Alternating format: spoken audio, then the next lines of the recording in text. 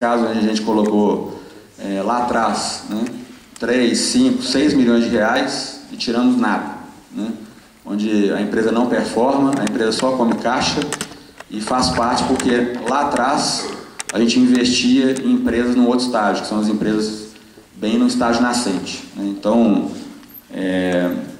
com um risco muito mais atrelado. Então tem as histórias bacanas e tem as histórias não tão bacanas. Aquela história, aprendi muito, aprendi, mas perdemos dinheiro também, né?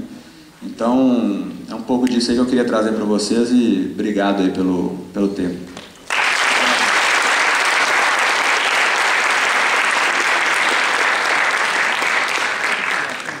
Pessoal, nós vamos fazer um momento agora aqui de perguntas e respostas. A Marina vai passar com o microfone pelo auditório, vocês podem fazer perguntas para os convidados. E eu convido os convidados para subir ao palco, fazer um favor.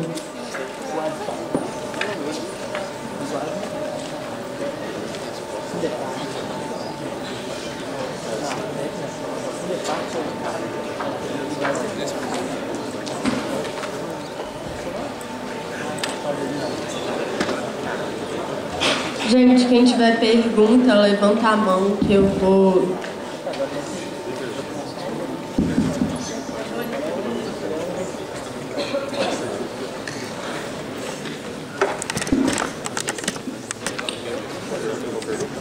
Primeiramente, boa noite. Nos discursos em geral, boa noite. Nos discursos ficou bem claro, e foi citado também, principalmente pelo Marcelo, pegando o link no que ele falou, a importância do MBA para poder suprir um pouco a carência, em especial nos cursos que eles não dão ênfase nessa área de gestão e de finanças. E pegando o link nessa carência desses cursos, né, a gente como graduação formando agora, foi lançado esse conceito de MBA Júnior, que ele foge um pouco da estrutura básica, né, do MBA. Como que é o MBA? Né, que ele é estruturado nessas disciplinas teóricas que são básicas e, como você mesmo deixou claro, a diferenciação delas é mesmo o networking e a questão de vivência mesmo, né, de compartilhamento da vivência e da experiência entre os próprios participantes do curso. Eu queria saber qual a sua opinião a respeito do MBA Júnior, desse conceito, e eu queria que você desse uma opinião crítica, positiva ou negativa, se ele peca nesse aspecto desse compartilhamento de vivência e experiência, já que nós saímos da graduação sem essa experiência. Bacana. Não, obrigado pela pergunta. Eu não conheço o MBA Júnior, realmente não conheço, eu estou fora do mercado há algum tempo nesse sentido. Eu honestamente, eu acho que toda a experiência é válida, tá? O grande diferencial que eu acho quando você faz um MBA é que você para toda a sua vida, você para de trabalhar por 1 ano e meio, 2 talvez, para estudar. Então, se você tá abrindo mão de 2 anos de receita, que é um aprendizado também, quando você está trabalhando, você está aprendendo, convivendo com outras pessoas, para poder estudar só, eu recomendo que você faça uma coisa de ponta e faça uma vez só.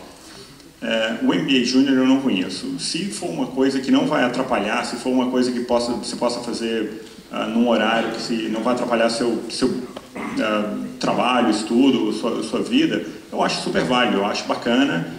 Ainda que você não tenha os mesmos contatos que você teria num outro tipo de MBA, eu acho que o aprendizado, sem dúvida, vale a pena. Especialmente para as pessoas que não estão fazendo um curso de administração, economia, contabilidade, alguma coisa nessa área. Eu vim da área de engenharia e, para mim, valeu muito a pena, porque todos os termos técnicos que eu aprendi lá e valeu realmente a pena para mim. Agora, honestamente, eu não conheço o MBA Júnior, fica difícil te dar uma opinião assim. Mas você acha importante trazer essa carência de mercado, esses erros e acertos que você teve na sua carreira para o curso e para esse aprendizado? Ou meramente esse aprendizado teórico você acha que é o bastante? Não, o prático não tem nem comparação. O que você aprende na prática, você guarda por muito mais tempo. A teoria, poxa, eu não lembro o que eu aprendi no MBA na época. Realmente eu não lembro. Uma ou outra coisinha que eu uso no dia a dia, eu lembro. Mas a grande parte dos conceitos já se perderam. Eu acho que a prática não tem substituto para a prática. Você pode ler um livro de empreendedorismo e estudar a fundo, ou você pode conversar com o Carlos aqui 5 minutos e aprender o mesmo tanto. É muito diferente a prática da teoria, tá? Uma das coisas que eu converso com o pessoal, especialmente o pessoal mais jovem, que quer entrar na Bolsa de Valores e aprender lá, é que eles começam a fazer bastante usar bastante simulador. Eu acho que o simulador é um barato, porque pode ensinar a pessoa a trabalhar com aquilo, mas o grande aprendizado é você conter sua emoção, é você ver que você trabalhou um ano inteiro, você conseguiu economizar um dinheiro, aquele dinheiro sofrido, aí você põe naquela ação, ela caiu 30%, e aí? Você compra mais, você vende... Se você está com um simulador, é muito simples. Se você está com o seu dinheiro de verdade, é diferente. Então, a prática não tem substituto para a prática. Se você conseguir um emprego, um estágio na área, eu acho que vale muito mais a pena do que um MBA, por exemplo. Nós temos aqui jovens de vários cursos, um amplo espectro de cursos diferentes, e eu queria saber que vocês falassem um pouco mais sobre até que ponto o curso de graduação ele conta mesmo com uma carreira bem-sucedida no mercado financeiro. O microfone? Honestamente, muito pouco. Como o Ricardo já falou antes, eu acho que é muito diverso. Eu acho que vocês podem fazer o curso que vocês gostarem, e se vocês gostarem do mercado financeiro e levarem jeito, eu acho que vocês vão se dar bem. Não é igual medicina, que para ser médico você tem que fazer medicina. No mercado financeiro ele é extremamente diverso. Você pode fazer qualquer coisa e não é tão complicado quanto parece, não. Aproveitando o gancho, então, a maioria aqui vai formar em mais ou menos 3, 4 anos. Vocês poderiam falar sobre as habilidades que vocês consideram essenciais para hoje e para daqui 3, 4 anos, para uma pessoa se dar bem no mercado financeiro? Soft skills, tanto soft skills quanto hard skills. Vou roubar aqui o Marcelo, então. Tem uma habilidade que eu acho que qualquer profissão, mercado financeiro não é diferente. Eu acho que, se vocês olharem aqui, nós 4 temos uma carreira, eu acho que foi uma felicidade, inclusive, do pessoal dali, uma carreira bem diferente uma da outra. Mas eu reparo muito isso. Todos nós, pelo menos os outros 3 tinham, o brilho no olho. Eu acho que isso não dá. Em nenhuma profissão não dá para não ter paixão pelo que faz. Então, esse é o primeiro ponto. Esse é um tem que ter, um must have, que o pessoal fala, né? Paixão, isso tem que ter. Com relação a habilidades técnicas, vamos dizer assim, cada um sai com uma habilidade técnica diferente no ramo. Então, eu já tive colegas que falaram assim: nossa, Ricardo, mas eu não sou tão bom, não sou tão bom em fazer conta, na parte quant. Será que eu não vou dar certo no mercado financeiro? Não tem nada disso. Tem gente que vai para o mercado na área comercial e explode na área comercial. São outras habilidades completamente diferentes. Então, não existe um receituário. Assim, faça isso e você vai dar certo. Gabriel, acho que deu uma aula, né, para todos nós, e eu já o conheço há mais tempo. Ele vive me dando aula há alguns anos sobre várias características que ele tem, muito mais, e que me impressiona e que vai falando: poxa, olha que legal, uma pessoa tão diferente e cada um dando certo, espero, né? Nós dois estamos muito satisfeitos com o que estamos fazendo, e uma área tão diferente, todo mundo tão diferente. Então, não tem receita de bolo. A receita de bolo, a única coisa que eu falo que eu não consigo colocar na cabeça de alguém é a vontade. A pessoa tendo vontade, o resto ela corre atrás. A pessoa sai da engenharia muitas vezes, usando um caso prático aqui, sai da engenharia sabendo fazer computação, matemática, o tal do raciocínio lógico, chama como quiser. sai com essas habilidades, mas ele sai sem o conhecimento técnico, né? Ele sai sem a parte gerencial que precisa, a parte contábil, a parte econômica e aí vai de negócio. A gente muitas vezes sai aqui sabendo fazer o melhor projeto, mas não sabe saber se ele é viável. Isso é uma qualidade, você saiu como um ferramental. Quem sai de outras áreas, né, da área gerencial, da área de soft science, sai com outros diferenciais. Ele sabe muita coisa que você não sabe. Bastante, inclusive. Um tem que correr atrás da sua deficiência, do que for sua deficiência, para não ser um empecilho. Só para finalizar o comentário, para não delongar demais, existiu um técnico, foi um técnico, talvez o técnico mais famoso do Chicago Bulls na nossa época, da época do Michael Jordan, que a gente via basquete de uma forma diferente, como vê hoje, talvez. E eu vi uma palestra dele falando uma coisa muito interessante. Aprendi muito com ele já na época. Eu estava na época de vocês, assim, na faculdade, vi um discurso dele falando, ele tinha acabado de largar o basquete. Eu falei, qual que é o segredo do seu sucesso? Você acha que todo jogador do seu time tem que ser um Michael Jordan? Ele falou, não. É o seguinte, cada jogador precisa de um mínimo de tudo. Mas cada função tem sua especificidade. Eu preciso do melhor daquela função, tem que ser o melhor. E ele não pode ser tão ruim na área que ele não é o melhor, a tal ponto de atrapalhar a área que ele é melhor. O que é isso? Você fala assim, um centroavante, ele precisa ser um bom centroavante, ele tem que ser o melhor marcador de gol que tem, porque ele é centroavante. Mas ele não pode ser tão ruim marcador a tal ponto de quando ele estiver sem a bola ele não sabe marcar. Não pode. Então ele tem que saber marcar o mínimo. Ele sabe marcar igual um volante? Claro que não. Ele é goleador, só que ele ajuda a marcar. Ele ajuda no nível mínimo. É isso que eu peço para vocês. Assim, eu já tive alguns colegas que falavam assim, esse cara, ele é... E aqui na universidade tem muito, tá? Vocês devem ter algum colega na turma de vocês, muito mais perto. Ele fala assim, olha, esse cara é o melhor cara que eu conheço em física. Ele entendeu física quântica. Esse cara é esquisito. Só que você vai ver, esse cara não consegue nem conversar. E o que adiantou, né? Chega um cara lá da sociologia e consegue conversar e convence a pessoa. Quem que vai ganhar o cliente? Fala aí, Gabriel. Quem que vai levar o cliente? Não é o físico. Então, são habilidades que você precisa ter para conseguir se destacar na sua função. Então, não tem receita. A única receita é paixão.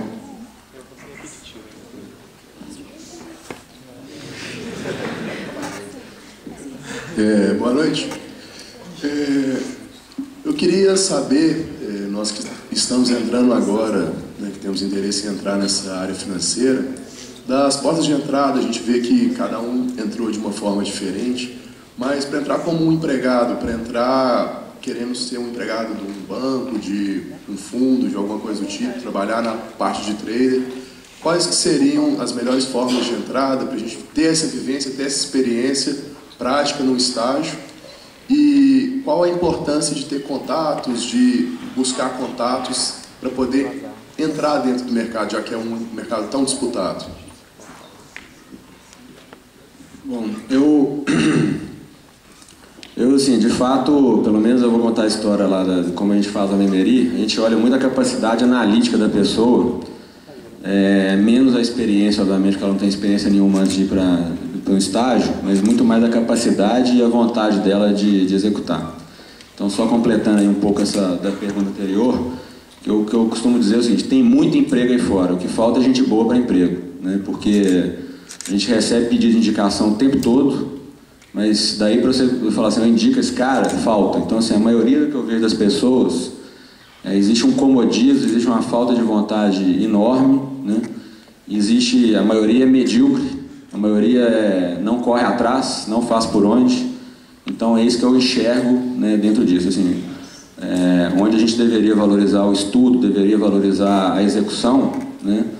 O bom estudante ele é o nerd, né, que eu vejo que é completamente errado. É o cara que entende que é inteligente, talvez o direcionamento dele que é um pouco diferente. Então, só completando aí a pergunta, um pouco da resposta anterior. Do ponto de vista de como entrar no mercado, acho que eu, pelo menos, eu entrei no mercado financeiro por uma necessidade, né? Eu estava trabalhando na área de combustíveis e tive um revés da minha família e tive que me virar financeiramente. E aí foi quando eu fui para o mercado financeiro. Mas se eu pudesse olhar para trás, né, querendo entrar no mercado financeiro, eu procuraria conversaria com muita gente, pegaria muita informação para entender o que é o mercado financeiro, né, para olhar para a sua aptidão e ver o que você está a fim de fazer, o que te dá vontade de fazer e o que não te dá. Eu vejo muita gente, o cara, vou para um banco, né, mas aí chega lá no banco, vai fazer trabalho burocrático, vai fazer um trabalho que não tem nada a ver com o que ele queria, mas ele está no mercado financeiro.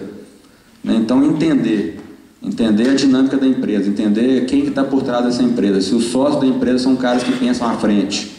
Você quer entrar numa empresa pequena, onde a ação que você vai fazer ali é uma onda, ou você vai entrar numa empresa grande onde você faz uma ação e uma marolinha.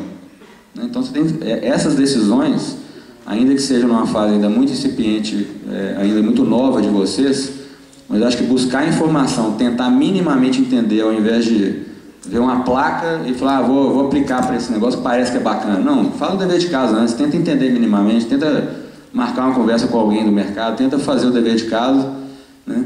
E óbvio, o relacionamento tem valor. Essa história assim, o relacionamento tem valor. Acho que ele não é determinante, mas ele tem valor. Se a pessoa também for inteligente, ela sabe usar alguém para aproveitar do relacionamento para poder fazer o que ela quer fazer.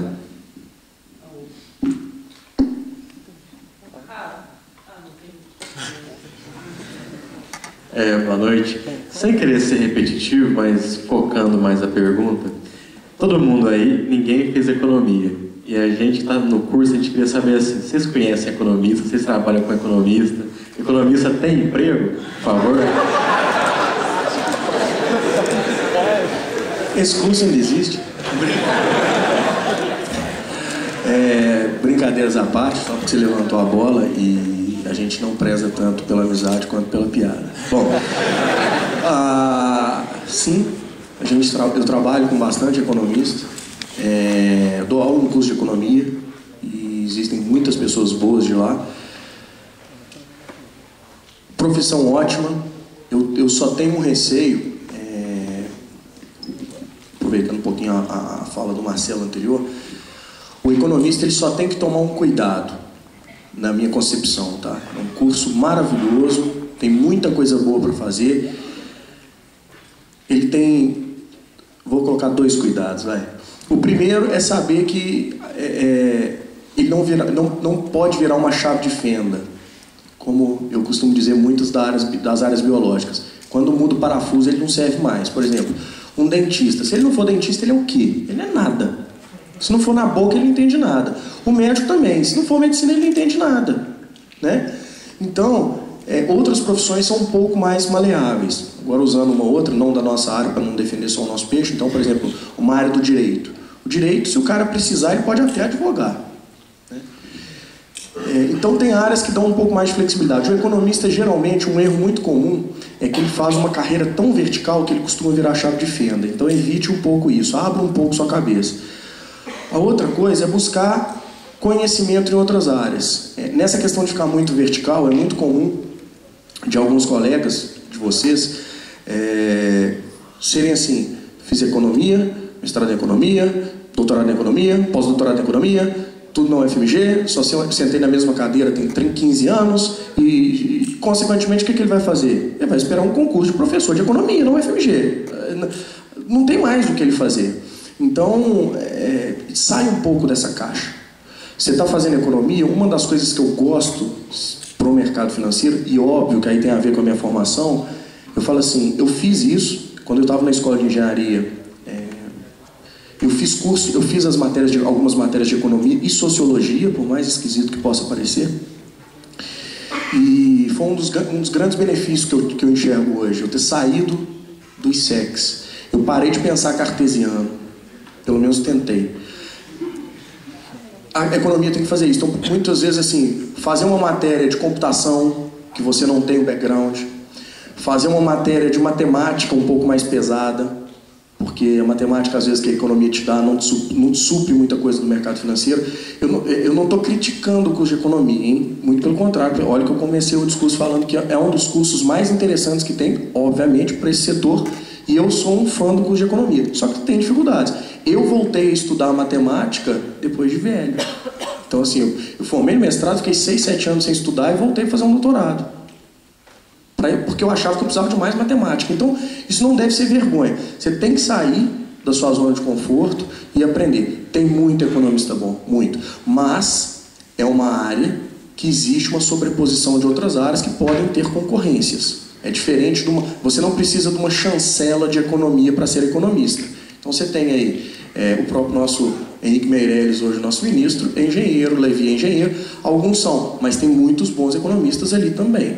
Tá? Então, é um curso muito bom, tem muita gente boa, só que eu vou usar um pouquinho que o Gabriel falou na palestra dele, sai um pouco do quadrado ali e busca um desafio legal. Acho que vale.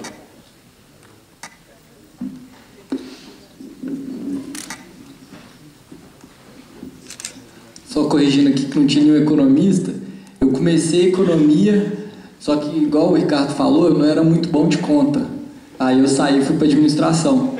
Mas ao mesmo tempo que eu não sou o cara do cálculo, mas eu consigo fazer a conta ali se precisar, entendeu? Mas outra coisa que eu acho bacana do que o Ricardo falou também é o seguinte: o mundo tá cheio de economista, o mundo tá cheio de desenvolvedor, o mundo tá cheio de designer. Agora, o que eu acho que briga hoje? O economista que entende de design, o engenheiro que sabe programação, né? Mesmo na hora que você olha para as empresas, né? No meu mercado, por exemplo, uma das competências mais... Eu tenho finanças, eu tenho design. Hoje, os profissionais mais bem pagos na Toro são designers. Eu tenho desenvolvimento. E viver nessa interseção que é o que faz a gente ser diferente. Então, eu acho que como profissionalmente também, isso de você poder navegar onde te tira da zona de conforto e onde você vai conseguir realmente ser especial, de ter diversidade de conhecimentos. Eu acho que o momento é muito disso, de diversidade, né? Alô, boa noite. Eu estudo IB lá em São Paulo e eu passei por uma situação parecida com o que o Ricardo, né, falou. Eu fui fazer uma entrevista há 2 meses num banco grande em São Paulo. O cara olhou meu currículo e falou: nossa, CPA 20, estuda IB, você está fazendo uma vaga para back-office de energia. Tipo assim, eu estava nessa de querer entrar de todo jeito no mercado. O banco era um banco bem grande, talvez o banco que eu queira trabalhar no futuro. Mas realmente eu passei por essa situação. Eu quero IB, mas qual certificação, para onde que eu vou? E, bom, já faz 2 meses, eu sei um pouco melhor, mas não é 100%. Esse pathway para como chegar e trabalhar com a IB que eu sonho. Eu queria então que você dissesse, vocês dois fizeram CFA, o pathway que vocês fizeram CFA, foi durante o trabalho, foi antes, e em que área do mercado ajuda mais, que área dá mais enfoque o CFA? Se é a parte de sell side, buy side, trading? Por favor. Bom, realmente o CFA é um título bem valioso. Eu prezo muito, eu acho que todos que conhecem prezam, é uma conquista. Eu tirei o meu, eu estava trabalhando em Londres, eu fiz o 1 e o 2, os CFA são 3 provas. O terceiro eu fiz esse ano, porque eu já tinha terminado eu fiz o 1 e o 2 e o segundo eu terminei em 2006, enquanto eu estava trabalhando lá. E, de novo, você tem o primeiro ano e o segundo ano, você não tem nada, você tem que concluir o terceiro ano para você ter o segundo grau. Então eu resolvi que eu ia terminar isso, foi um dos planos que eu fiz esse ano para mim. O Ricardo falou muito bem, é importante estar sempre estudando, é importante voltar a aula e estar sempre crescendo e aprendendo. Eu acho que valeu realmente a pena. No meu caso, eu fiz o terceiro, não tem ninguém para prestar conta, não teve empregador nem nada, mas foi por mim mesmo e eu acho que valeu bastante a pena. Bom, falando um pouco do benefício, falando em foco, pegando um breakdown aí de pessoas que são charters e que trabalham na área, o CFA ele tem um foco na área de gestão de portfólio, é o foco do CFA, do currículo, mas ele parte tanto hoje, vendo as carreiras que tem os charters, não só no Brasil como no mundo, são de gestores de portfólio, research, tem muito analista de research, tanto buy side como sell side, e gestores de risco, e depois uma gama de outros assuntos. O CFA ele é muito valorizado no mercado financeiro, muito, isso a gente não pode negar. Não é comparável em termos de programa, não tem nada a ver com programas de MBA que foram citados aqui. Aí nós temos um especialista que viveu os dois, pode falar melhor do que ninguém, mas já tem alguns estudos, vários deles, inclusive com o pessoal de RH, mostrando que não em termos de conhecimento, porque o MBA ele é mais horizontal e mais completo em termos de empresas, mas em termos do setor financeiro, o CFA faz seu serviço. Quando você está no mercado financeiro, em termos de currículo para os RHs, seriam equivalentes.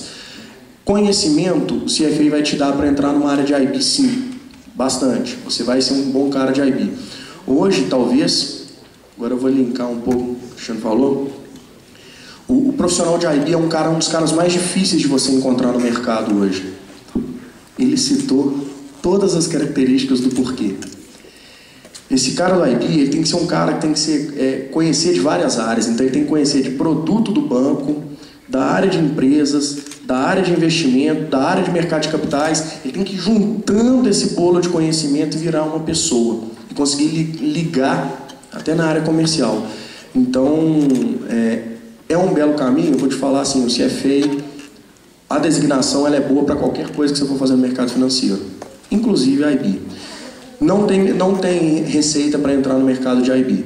Tá? Então, é pesado, você vai trabalhar bastante. Já pode saber aqui durante os processos de fusões e aquisições, né? São noites mal ou não dormidas, né? Muitas vezes. O processo de IB é uma avalanche, então ficam vindo tsunamis de operações. Não tem regra de entrada, mas tem tudo isso que já colocaram aqui: conhecimento, busca, utilizar um certo network que você tem, e essas certificações com certeza abrem portas. Só um adendo rapidinho, acho que tem muita gente que não sabe o que é CFA ainda. Vocês poderiam só falar em 30 segundos um pouco mais sobre o que é o CFA, e depois, já pegando o gancho, vocês poderiam descrever como foi a rotina de vocês, assim, pesada, estudando para a obtenção do certificado, a dificuldade que é? A missão dos 30 segundos é sua? Né? Não, pode falar. Vamos lá. O CFA é o acrônimo, né, do Chartered Financial Analyst, que é um instituto. Então é o CFA Institute, que é sediado na Virgínia, nos Estados Unidos. É uma organização que tem praticamente 70 anos de história e preza por alguns pilares no mercado financeiro, entre eles educação, ética no mercado financeiro, conhecimento e bons princípios de boas práticas no mercado. E com isso toda uma série de valores no mercado financeiro. Ela é bastante respeitada no mundo, uma das mais respeitadas no mundo, para ser sincero, porque ela tem a questão do nível das provas. São 3 provas, então todos os indivíduos, para conseguirem obter o charter, que a gente fala, né, que é a designação, precisa passar em 3 níveis de prova e ter 4 anos de experiência. Eu costumo dizer o seguinte, que se você fez as 3 provas do CFA, que não são tão simples assim como pareceu quando o Marcelo falou,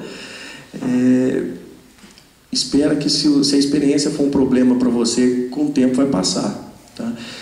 Agora, os 3 níveis de prova são diferenciais e são diferenciais em todas as áreas. Então são em torno de 10 tópicos de conhecimento, desde ética, macroeconomia, microeconomia, análise de DREs e coisas do gênero, derivativos, renda fixa, renda variável e gestão de portfólio.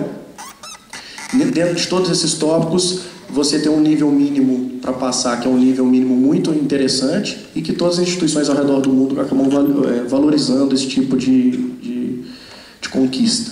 Então, esse é o CFA. Quem tiver dúvida, pode entrar lá no cfainstitute.org. Tem uma sociedade no Brasil, a gente hoje aqui no Brasil fazendo um pouquinho de propaganda, porque a gente é membro daqui, né, e tem que fazer um pouquinho de propaganda já que me abriram. A Sociedade do Brasil é uma das top 5 que mais cresce no mundo. Então, Hoje, no mundo inteiro, só para vocês terem uma ideia, praticamente 70 anos, são em torno de 130 mil no mundo charters. Eu costumo fazer uma analogia como engenheiro, né? 130 mil charters há 70 anos de história. Alguém sabe o número do CREA que está aqui? CREA Minas? Eu não sei não. O meu é 91 mil e alguma coisa. Já tem muito tempo, tá? Dada essa condição de tanto de engenheiro que tem aqui, eu te garanto que deve ter quase 1,5 vezes engenheiros e agrônomos e arquitetos em Minas que tem CFA no mundo. Então, essa seletividade é muito interessante. Aqui no Brasil nós estamos batendo em torno de 850 esse ano e com vários propósitos interessantes. Então, quem quiser conhecer um pouquinho mais, eu acho que vale a pena e entrar nesse mercado é muito interessante. Para não ficar muito chato, eu vou deixar a trajetória que ficou mais fácil. Bom, você já falou tudo, mas realmente o CFA é um grande diferencial para quem está entrando no mercado financeiro, quem está buscando alguma coisa. Obviamente não precisa ter o charter, porque, como o Ricardo falou, você tem que ter 4 anos de experiência na área, mas se a pessoa fizer o primeiro CFA, eu acho que já é um excelente caminho, já indica que ela conhece bastante mercado financeiro, que ela tem vontade e disposição para sentar e estudar, porque o CFA não é fácil. Eu estudei pra caramba para esse terceiro e eu tenho 3 filhos, mulher e 3 filhos, então não foi, e ainda uma empresa, então eu estava trabalhando, horário integral, chegava à noite, tinha que estudar mais umas 2, 3 horas por noite, final de semana inteiro também, então a pessoa sabe que quando você fez o CFA, você já ralou pra caramba, você entende do negócio, então você tem uma disposição boa para ir para o mercado financeiro e trabalhar. Além de que, como o Ricardo mencionou, a parte de ética é pesadíssima no CFA, então você sabe que você está trabalhando com uma pessoa bacana, que tem um certo padrão e não é aquele tradicional do mercado financeiro que todo mundo vê no Lobo de Wall Street, etc., que quer furar o olho um do outro. É muito pelo contrário, você quer ajudar outra pessoa para que ela possa te ajudar de volta. Oi, boa noite. Eu queria perguntar para vocês como vocês enxergam a representatividade feminina atualmente no mercado financeiro. Aqui, pelo menos na palestra, não tem nenhuma representação, na audiência também é um número menos considerável. Então, eu queria saber o que vocês enxergam, se vocês enxergam barreira em relação a isso, quantas posições de destaque vocês veem, mulheres, discorrer a respeito disso mesmo. Obrigada. Bom, eu não vejo barreira alguma, eu acho que, muito pelo contrário, se a pessoa for boa e se interessar por aquilo, ela tem todo o campo livre para crescer. Eu acho que o mercado financeiro, tradicionalmente, foi um mercado dominado por homens, assim como tem mercados que são dominados por mulheres não tem de forma alguma uma barreira. Eu não vejo barreira alguma e como empresário, eu acho que se tiver uma mulher e um homem dispostos a fazer o mesmo trabalho, não tem diferença alguma para a gente. Eu acho que nunca existiu aqui, o que tem mais realmente é a procura por homens. Então, você vê aqui, tem muito mais homens que mulheres, então, logicamente, provavelmente terá mais homens trabalhando no mercado financeiro do que mulheres. Só um exemplo, tipo assim, prático, que eu vejo lá na Toro, a gente tem 48% dos funcionários são mulheres. Então, é igual para 100% igual. E entre os 15 principais executivos, as 15 principais pessoas hoje na empresa, que são sócias, metade são mulheres. Hoje a diretora comercial é mulher, a PMO, que é PO do produto é mulher. Então, assim, pelo menos lá eu olho e é bem igual, sabe? Eu acho que cada vez mais quando a gente cada vez mais fala de diversidade de áreas de conhecimento, eu acho que cada vez mais a gente vai ver também isso misturando. Então eu não vejo nenhuma diferença. Eu acho que ainda tem uma geração ainda ativa, trabalhando, de empresários, executivos, mais velha, que é uma geração que ainda tem esse preconceito. Então, infelizmente, isso, assim, eu tendo a concordar que isso existe dentro do mercado financeiro, mas com o passar do tempo, até pelas novas gerações que estão entrando, a nossa própria geração que já olha para isso sem qualquer tipo de preconceito, isso vai mudar, né? Então, acho que vai ser um pensamento que já deveria existir há muito tempo, né? Mas que ainda existe uma geração que está ativa no mercado de trabalho e que tem esse tipo de pensamento, mas que com a própria com o passar do tempo, né, essas pessoas obviamente vão sair do mercado financeiro, e essa nova geração com esse pensamento diferente, com esse pensamento como deveria ser, não é nem diferente, né, como deveria ser, vai prevalecer isso. Lá também, quando a gente faz um processo de seleção, a gente não busca uma mulher ou não busca um homem, é quem for competente ali para o negócio.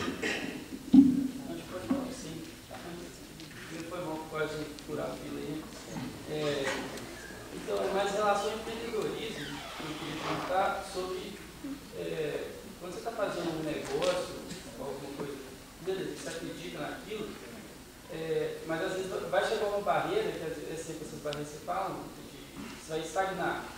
E aí você olha e fala assim, não sei se é falta de fundamento, e tem essas empresas que fazem pesquisa mercadológica, que eu acho que é para diminuir o erro, você ficar tentando, vou tentar aqui, errei, então vou tentar aqui, errei, eu erro acerto. A minha pergunta seria, tipo assim, o que fazer quando, nessa parte do estagnar, você chega num ano mais para frente, talvez, isso não é só para uma empresa, eu falo, é para a vida também.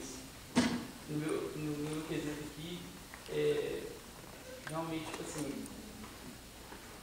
quais são os pensamentos que tem que tomar para conseguir progredir, entendeu? E sentir você está progredindo, essa é essa questão. Essa pergunta tem nome, né? Eu acho que a gente sempre bate com a cabeça no muro, não tem jeito, né? Eu acho que um ponto é persistência, mas mais do que persistência, eu acho que o que o Ricardo falou, persistência com brilho, sacou? Não adianta só tá 47 do segundo tempo, tá correndo e dando gás, você precisa driblar o zagueiro e chutar no ângulo, sabe? Para isso você precisa de brilho. E outro ponto sobre risco, cara, empreender, tudo na vida é um risco, sacou? Alguém tem namorada aí? Levanta a mão. Tem coisa mais arriscada do que namorar? Trabalhar no mercado financeiro. E tem 3 especialistas em risco aqui. Cara, se você for investir a vida sem risco, ela não vale a pena, sacou? Cara, se você for investir sem risco, você vai investir no tesouro americano lá, rentabilidade 0. Na vida também. Então, cara, já que a gente está aqui, a gente tem a capacidade, você está numa faculdade, uma das melhores do mundo que você podia estar aqui, né? Pô, aproveita essa oportunidade de pegar e de fazer acontecer. Você vai errar, tem hora que você vai perder, tem hora que talvez você vai quebrar a primeira empresa e ir para a segunda, mas, cara, acredita em você e administra o risco.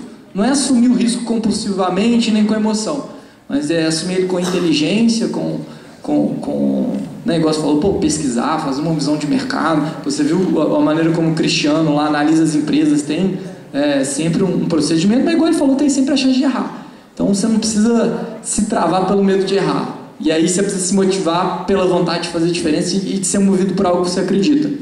Na Toro, até o 3º ano da Toro, a gente não tinha tirado R$1 da empresa. Depois de 4 anos, a gente tirou o primeiro salário, que era de R$600, a gente já estava endividado. Na época, eu lembro que eu ia a pé para Toro, o escritório, o Cristiano conheceu aquele, não sei se o Ricardo chegou aí, cara, ali na Pasteur. Eu ia a pé para economizar o dinheiro da gasolina do carro, que por acaso era o carro que estava alienado já na dívida que a gente tinha. Então, cara, o risco vai fazer parte, mas você precisa acreditar, que é o que meu pai me perguntou lá naquele momento, cara, você acredita no seu sonho? E acreditar não é só sonhar, né? Trazer o sonho para o presente. O que é trazer o sonho para o presente? Pô, tem certeza na hora que a galera estava estudando lá para o CFA, virando madrugada, tinha um propósito.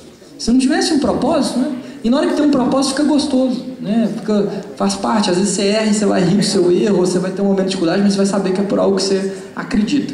O que não dá é o seguinte, se não tiver combustível de verdade, se você não acreditar, se você não tiver compartilhado, se você não estiver criando algo que faz sentido para você, aí você vai estagnar e vai cair com a bunda no chão. E aí, quando isso acontecer, é o momento de você parar, olhar em volta e ver se você realmente estava correndo atrás de algo que você acreditava. Boa noite. Meu nome é Rafael. Eu queria fazer uma pergunta para o Gabriel com relação às fintechs, né? Antigamente tinha uns grandes bancos, né, que ofereciam todos os produtos né, desde cartão de crédito, conta corrente, poupança, investimento que fosse melhor para o banco, né? E hoje em dia a gente está vendo uma secessão, né, uma separação. Hoje tem a Nubank, que oferece só cartão de crédito, tem o Neon, tem o Banco Original, tem vocês da educação financeira e corretora agora, né, que você falou. Onde é que está a próxima mina de ouro aí? O que você acha que vai fazer? Todo mundo já pegou tudo, interessado. Você espera a Toro fazer o IPO e você compra uma ação lá, que essa eu garanto. Mas é o seguinte, cara, a gente, olhando para o futuro, a gente acredita num futuro para o mercado financeiro. Primeiro, integrado. Apesar de várias empresas estarem se especializando, por exemplo, a Toro no passado se especializou em bolsa, né? O intermédio se especializou em conta digital. A gente acredita que em algum momento essa visão vai se integrar, né? De várias formas diferentes. Vai desde o Guia Bolsa, o Guia Bolsa é um fenômeno. Os caras são 5 milhões de downloads em não sei quanto tempo, né? O que o Guia Bolsa faz? Integra a sua vida financeira. O intermédio está virando corretora, então banco virando corretora, corretora virando banco, XP Investimentos vai virar banco agora. Então eu acredito numa vida financeira mais integrada e que vai desde a visão de instituição financeira a um aplicativo que vai juntar todas as suas finanças ali. Outra coisa, o futuro ele é aberto ao empreendedorismo. É aberto ao empreendedorismo no seguinte, que a gente está indo para uma estrutura de mercado que é de API aberta, que é o quê? Cara, os bancos, as instituições financeiras vão se abrir para que fique mais fácil você poder empreender e fazer coisas novas. Tanto o empreendedorismo interno, que é o cara, lá dentro da Toro teve uma ideia e vai implementar isso lá dentro com todo o suporte da empresa, ou no intermédio, onde for. Como também, cara, você teve uma ideia de uma fintech aqui na UFMG, juntou com os amigos e plugou lá na API do intermédio, está rodando e criou uma coisa nova. Então acho que empreender no mercado financeiro vai ficar mais fácil. Por quê? Porque a infraestrutura vai estar mais aberta ao empreendedorismo. Tem outra parada cabulosa que é o blockchain, que está revolucionando completamente a infraestrutura do mercado. Blockchain vai muito além de Bitcoin, né? Bitcoin, acho que todo mundo já ouviu falar, mas isso é algo bastante transformador. Então acho que tem várias minas de tesouro espalhadas aí nesse meio. Então acho que aí tem alguns candidatos fortes, sabe? E a maior parte das minas vão estar na interseção entre eles.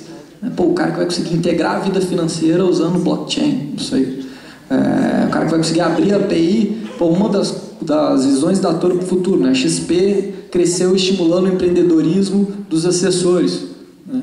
A gente quer ser a XP das fintechs. Então, cara, você vai chegar com a sua fintech lá, você tem uma ideia, cara, se pluga na gente e pode usar, né? Então, eu acho que o futuro ele é uma vida financeira integrada para gerar inteligência, gerar um planejamento financeiro para você. Ele tem a ver com um aberto empreendedorismo por causa de API, por causa de infraestrutura tecnológica, tem a ver com blockchain, né? Então esse é um pouquinho do que eu vejo do futuro. Eu acho que tem muito a ver com fintech. E fintech, o jeito de fora todo mundo sabe, empresa de tecnologia que se propõe a resolver um problema de finanças. Vivendo uma fintech por dentro, ela tem a ver com diversidade. Sacou? Uma fintech não é feita só de economista, nem só de administrador, nem só de estatístico. É uma comunhão muito, muito legal e muito, muito bacana. Respondeu? Boa noite de novo. Agora minha pergunta vai mais focada para Emery. Eu queria saber que, como vocês dizem que vocês estão agora numa fase mais de growth, né, uma fase mais de private equity, de empresas mais maduras, de cash calls, que geram caixa, mas no passado vocês trabalhavam com empresas mais de VC, talvez, não sei, de seed, e assim, a impressão que eu tenho aqui em Belo Horizonte é que é um local muito rico em startup. A gente tem várias startups de fintech, então talvez as gestoras estejam mais focadas nessa área de seed e de VC. Eu gostaria de saber assim, qual é a análise de mercado de private equity aqui em Belo Horizonte, talvez em Minas Gerais, e como foi feito esse passo do VC para empresas mais maduras, de cash call, de growth capital. Obrigado. Vou começar pelo final da sua pergunta. Assim, esse movimento de sair do Venture Capital para Private Equity foi muito da minha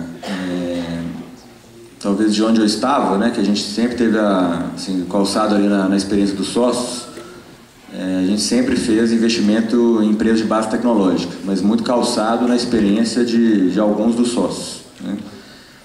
Então, a minha visão específica, repetindo o que eu coloquei, que assim, eu adoro tecnologia, né, sou fã de tecnologia, sou usuário de tecnologia, mas para, de novo, buscar recursos de terceiros, né, e do papel de gestor e colocar dinheiro de terceiro, o seu próprio dinheiro de terceiros numa empresa de tecnologia, você tem que entender muito de tecnologia. Você tem que entender muito o que você está fazendo com o dinheiro de terceiros.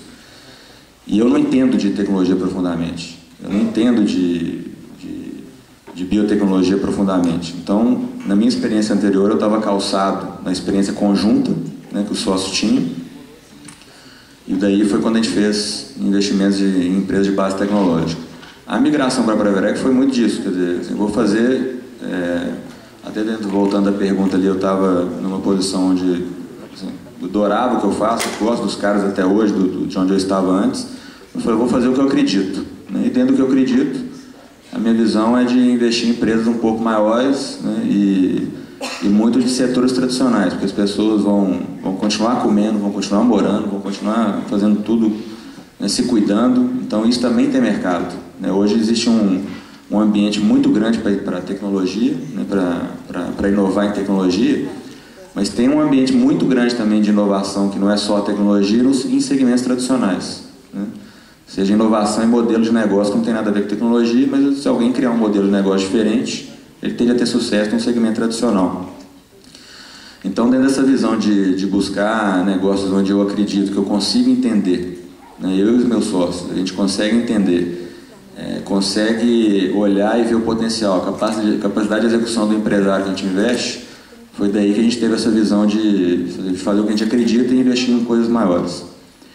Do ponto de vista de ambiente, assim, de fato, o Belo Horizonte tem poucos gestores, tanto de Venture Capital quanto de Private Equity. Tem um ambiente assim, que vem crescendo de startup mesmo, então muitos fundos de fora têm buscado empresas aqui na região.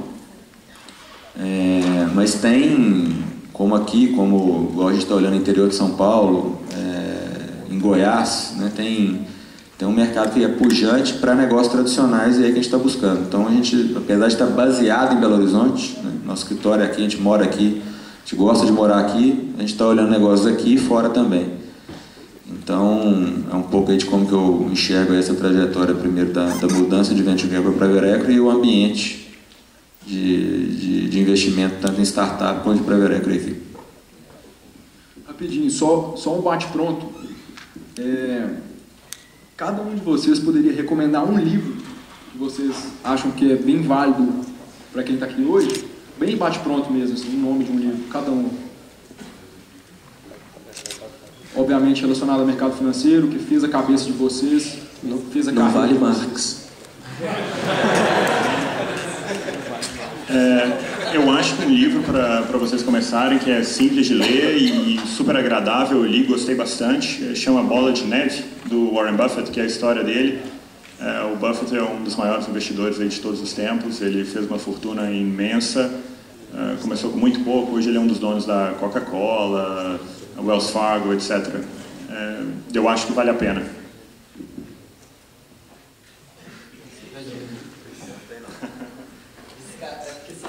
Você é porque ele leu muito, né? Eu leu porque ele pouco.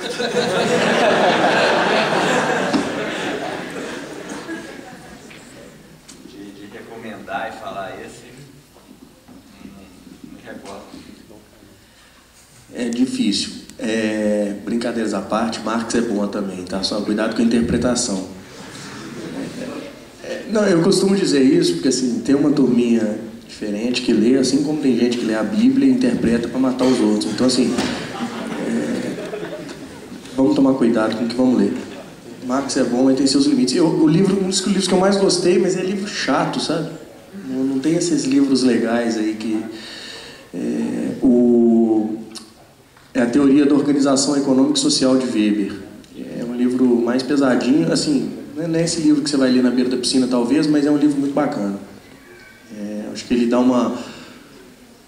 ele fala antigamente uma coisa muito atual, assim como vários estudiosos antigos falam. Então ele coloca bem aí uma situação de confusão desse que o pessoal chama hoje do caos organizado, né?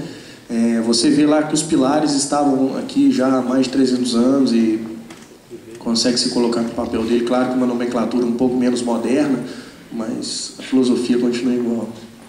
A gente continua morando, né, Cristiano? A gente continua comendo, a gente continua tendo relações humanas. Então, eu acho que é um ensinamento bacana. De uma forma geral, se você revisitar a história, você vai ver alguns livros de pessoas que falam antigamente de coisas que ainda continuam bem atuais.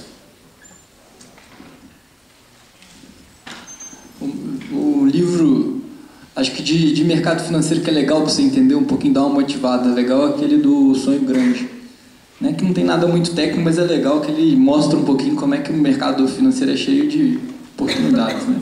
E um livro que, pessoalmente, se eu falasse um livro que eu queria ter lido e para mim foi muito importante na minha vida, é O Poder do Agora. Eu não sei se alguém já leu, mas é bem bacana, anota aí.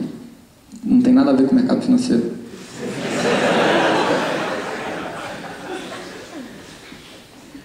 Bom, boa noite, estou aqui. Eu queria fazer uma pergunta para o professor Ricardo.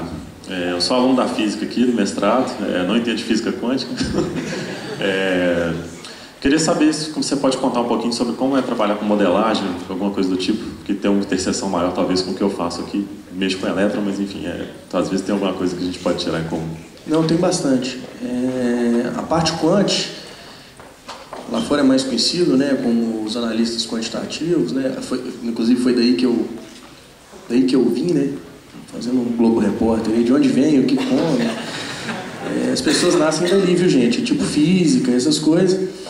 E essa parte de modelagem tem toda uma ciência, né? Então é uma arte que a gente vai aprendendo a trabalhar em cima dela.